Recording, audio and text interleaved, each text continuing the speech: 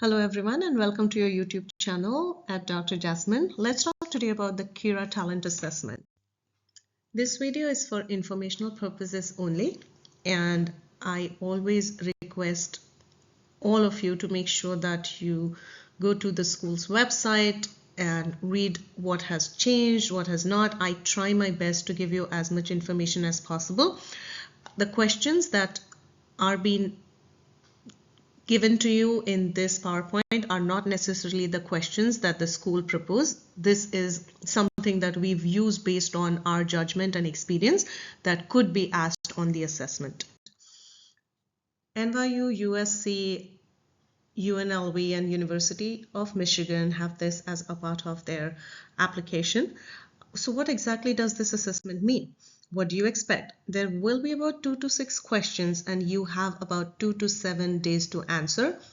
This is a virtual interview question. So the school actually will send you an email and a link with questions, and you have to then take the assessment, sit in front of a camera and answer these questions and send it to the school. Things to remember, very, very important. Make sure you have a stable internet connection. You do not want to sound like during an interview. That is not acceptable. Lighting should be really good. If you do not have natural lighting, get one of those lights, or if you have lamps in the house, make sure that you're surrounded by lamps so that when the video is on, the person can actually see you. Again, this is virtual, so there won't be anyone sitting in front of you. A question will be asked and then the screen goes blank and you have to answer. Make sure you have a clean background. I typically like a white wall, or you could blur the background, but make sure if you are using any of the additional backgrounds, stay away from them. A white wall is the bestest. Make sure there is no background noise. So if you have roommates or family members, or try to be in a place where there is no sound. Make sure you test your microphones, or if you're using an external mic, so the voice can be heard clearly. Dress code, very important. Dress professionally. So how do you crack this Kira assessment? Smile. I'll give you a difference. Hey, how are you? I said this without smiling. I'm going to say the same thing now with a smile. Hey, how are you? Did you see my tone? So the moment you smile, a different positivity comes around you, and it is actually reflected when you speak during an interview. So there's a saying, how you say is more important than what you say. And there was an entrepreneur by name Jim Rohn. He mentioned that effective communication is 20% of what you know and 80% of how you feel about what you know. 93% of communication is actually non-verbal. If you are someone who is shy of public speaking, do not worry, you're not the only one. There are lots and lots of people, including some very successful media people, celebrities, who are shy. And the best thing they do is they practice in front of a mirror. If you don't have a mirror, open your mobile phone, your cell phone cameras, practice in front of it, record yourself. If you have a close friend, a family member, a sibling, practice questions with them. You will be fine. The tone. Stay positive. For example, someone says, why should we select you versus somebody else? Make sure you answer it in a positive tone. If you remember, when we were children, our grandparents used to tell us a story that if there is a line that is drawn, how do you make this line shorter? And the answer was, you draw a longer line in front of this. And that's exactly what I mean by a positive tone. Anything that is asked, try to be positive about it. Do not complain, do not say negative about anybody. Even if they ask you about a situation, talk about what you did to resolve it. and you will come out with flying colors. We'll talk more about it, more details as we talk about the questions. So please do not worry. This will be a slightly longer video, but I will do my best to give you as much detail as I can. Let's talk about what questions to expect. So let's talk about some questions will be motivational. Why do you want to apply for this program? Why do you want to pursue a career in dentistry? What motivates you to apply to this program specifically if there are, other programs? Why a DMD? Why not, any program in healthcare? Then what are the unique qualities, that you bring to our dental community? As I've mentioned in some of my previous videos, that most schools are looking for a good mix in their cohort. So please do not be discouraged if someone who you knew got into a particular dental program in the previous years, and you may be thinking, oh, everything that I've done, this person has done. Maybe your time was not then, your time is now. So please be positive. Do not be discouraged. Please keep trying and practice your questions, practice your answers. Someone may also ask, how do you see yourself contributing to the advancement of dental profession in future? Or what are the aspects in our program which align with your career goals or your values? And that's why it is very important that you research the program. The school's websites have most things, the community programs that the school volunteers for, what are the school's mission, what is their vision, what is it that they are trying to achieve. And if their mission and vision aligns with what you are looking for, then voila, that is where your school is. Then also look at questions like, how do you plan to balance the rigorous demands of the dental school with a personal well-being and your self-care? Again, these may not be the questions that are exactly asked, but I'm just trying to give you some of the questions that could be asked to you. Let's see. Then some of the other questions that may be asked could be behavioral questions. Now, what are behavioral questions trying to assess is your patient communication, your communication style, your leadership style, your teamwork, whether you're a problem solver and how do you resolve a problem. For example, can you describe a situation where you effectively managed a patient exhibiting challenging behavior? See how this question is worded. Instead of calling a difficult patient, that's not the right word, because somebody who comes in pain is not a difficult patient, right? Is just a different patient. So did you see how I worded this question? Manage a patient exhibiting challenging behavior. So make sure that you're using the words that are more professional. And what strategies did you employ to address their concerns and ensure a positive outcomes? Anytime a question like this is asked, use the STAR technique. So what is a STAR technique? Situation, task, action, and a result. So you describe a situation. So what was the challenging behavior? So let's say a patient came to you, you recommended treatment A, and the patient insisted, no, I need treatment B because I read it online. So that was the situation. Then what was the task? The task for you was to make sure that you do what is in the best interest of the patient and to the best of your abilities. If you remember the 4 ethics principles, right? Autonomy, beneficence, non-maleficence, and justice. So you have to make sure that you're abiding by these principles. Then what was the action that you took? So you did this particular treatment, you encouraged the patient, you educated them, you motivated them, you gave them the options, you told them why do you think this is in their best interests versus the other. You explained to them risks versus benefits, and at the end, what was the result? So did you see, you explained the situation, the task, the action, and the result. So these are some of the behavioral questions.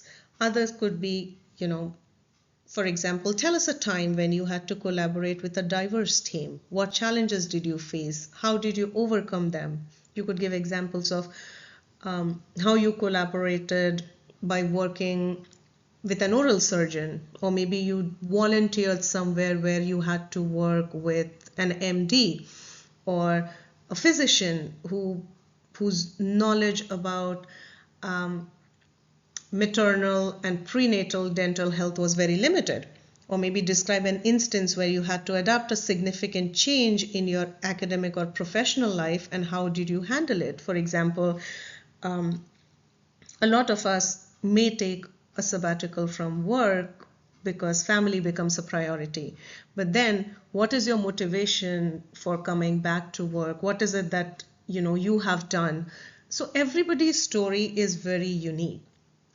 Just make sure that when you're talking about when you're answering a question, make sure it is very focused.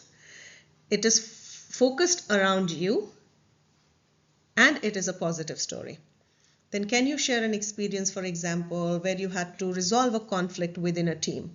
For example, if you had your own practice in your home country and you had to resolve an issue with a dental assistant and a hygienist, or maybe a practice manager and a front desk personnel. So, what steps did you take? How did you address the issue? So this will show your management style. Because see, some of us have a lot of clinical experience, some of us have a lot of administrative experience, and some of us have a mix of both. Then there also could be questions about how you made difficult decisions. What factors did you consider? What was the outcome? There could also be questions on ethics, about handling ethical dilemmas in a clinical setting. For example, a situation where you had to make a difficult ethical decision, or what was a dilemma that you faced, or describe a time when you received constructive criticism. How did you respond to that? What changes did you implement? So again, as I said, these are not questions that necessarily a school may ask, but these are some of the questions. For example, how would you address an issue where a patient is refusing a recommended treatment because of financial constraints? How do you approach that conversation? And then, and this happens to a lot of us at least once in your lifetime of dentistry, that a dental procedure you performed, there was an unexpected complication. So how would you address the patient or your team? Let's say, for example, you were performing a root canal and the file broke, or you were extracting a tooth and the root broke. So questions like this, or a colleague proposes a new treatment method which you are not familiar with. So how would you evaluate the effectiveness and safety of this method? Then, there could be questions about, you were asked to participate in an outreach program, for example, where you're promoting dental health. So how would you promote it? How would you execute it? How would you initiate it? These are questions that could be asked under the motivational section, the ethical sections. Again, as I said, you will not see these subtopics, but typically in a Kira talent assessment, the questions are divided into these 4 segments. Your knowledge about the subject, as I just gave an example about what would you do if a patient is asking for a treatment they read online, or what would you do if you're working with a colleague who says, let's do this treatment versus the other, or a lot of clinical questions may come up to assess the knowledge about a subject. The last and the most important is critical thinking. Now, what is typically assessed in these critical thinking situations would be, you're given a particular situation. For example, I just said about the community outreach program, and you're expected to plan and execute this initiative. So what would we do? So what they are expecting is you answer in such a way that it reflects your problem solving skills, your reasoning, how you would do it. You would research online, or maybe you've done it in the past. So that is exactly what they are trying to assess when this particular question is asked. Using the STAR method, why I particularly like the situation, task, action, or result is because it gives a very clear and a concise answer to the listener. Very, very important thing is please rehearse these questions. I think the fluency and your confidence is what is being assessed.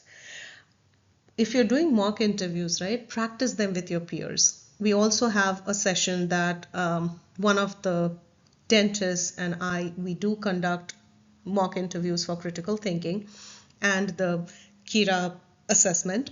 So if any of you would like to know more details, feel free to send us a message and we'll share the details with you.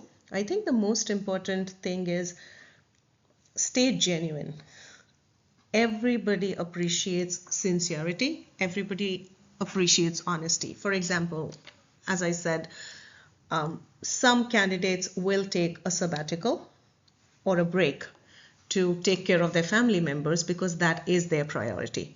So make sure when you're answering, you answer honestly, because these are people who have conducted hundreds and hundreds of interviews. So they've seen a lot of students. They're very experienced, and they know when somebody is telling the truth and when someone is not.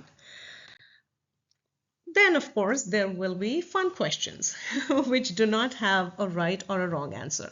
For example, what is your favorite football team? Or what's your favorite baseball team? I can tell you one thing. There's one school. If you're going to interview, make sure you read about the baseball teams. I'm not going to say which one, but I would love to hear comments from all of you in our comment section. Then questions like, do you like to study or travel?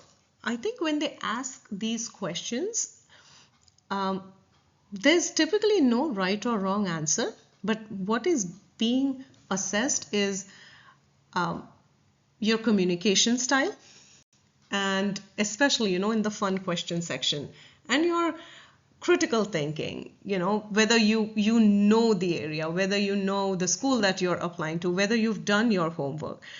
So as I said, there's typically no right or wrong answer on this one. If you would like to learn more about the KIRA assessment, please leave us a note below. Please like, share, and subscribe. Wish you all the best for your interview. Always smile, stay positive.